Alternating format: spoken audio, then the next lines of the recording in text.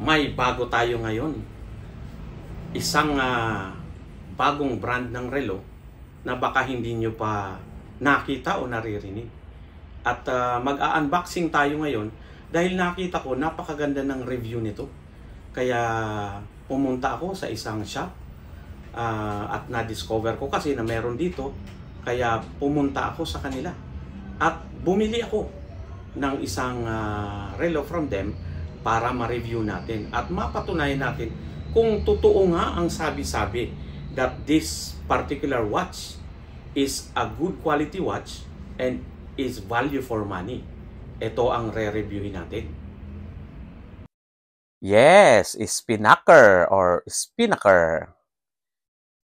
Binibenta ng Monterey dito sa Philippines. So I visited their shop dito sa Feliz, Ayala Feliz in Marcos Highway. We're gonna unbox it. Made especially as a diver's watch and giving a nod to many personalities in the diving world.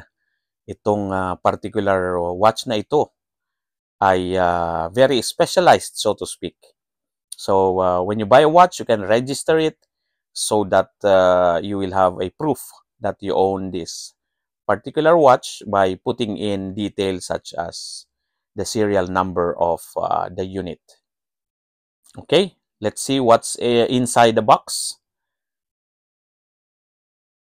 Okay, the case is modest. Maybe we can say that. I like it when it's like this because you're not basically paying for the box itself.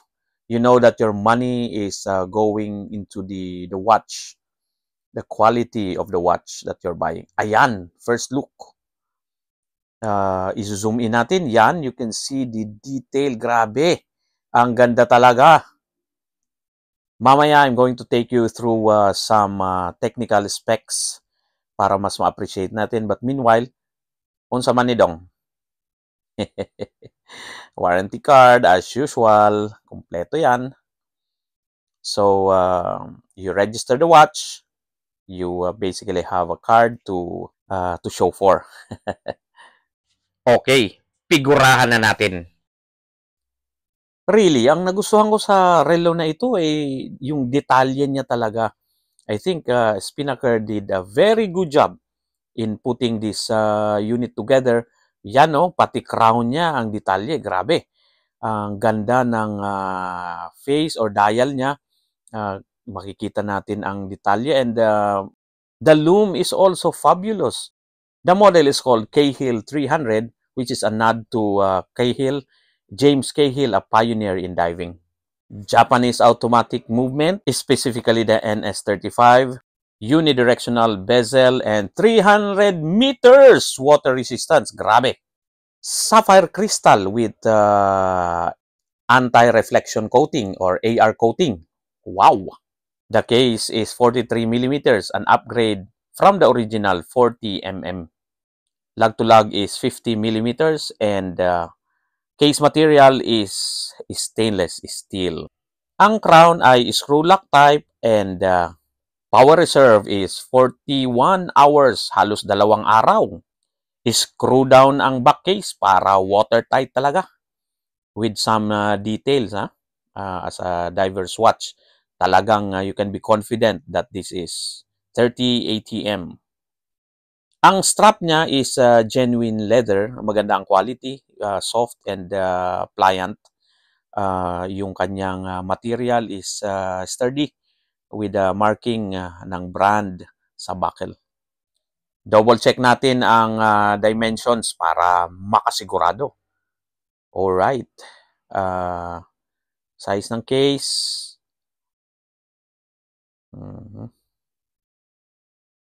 There you go. Around a little over 42, so 43 according to the specs.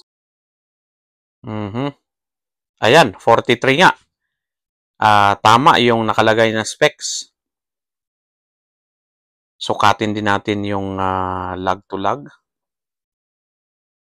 Let's see, adjust natin ng konti. 49 something, 50. Tama rin. And then, para sa kanyang bracelet, let's check sa mas dulo pa. Okay, 22. Tama rin. Sakto sa specs. Okay, everything checks out. Sukat natin para makita natin kung bagay. Ayan, ayan, ang klaro ng kanyang sapphire crystal, no? You can really see the details. Mas okay talaga sa akin yung 42 or 43 millimeters.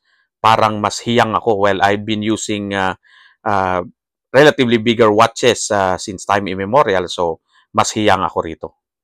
So, sakto ka para sa akin. Cahill 300. Mukhang ginawa ka talaga para maging akin. Unique na unique ang kulay. Malbec kung tawagin. So yun, sana ay nagustuhan ninyo ang episode natin ito ng ating watch review. At samahan nyo pa ako sa mga susunod and we will review more watches for your entertainment.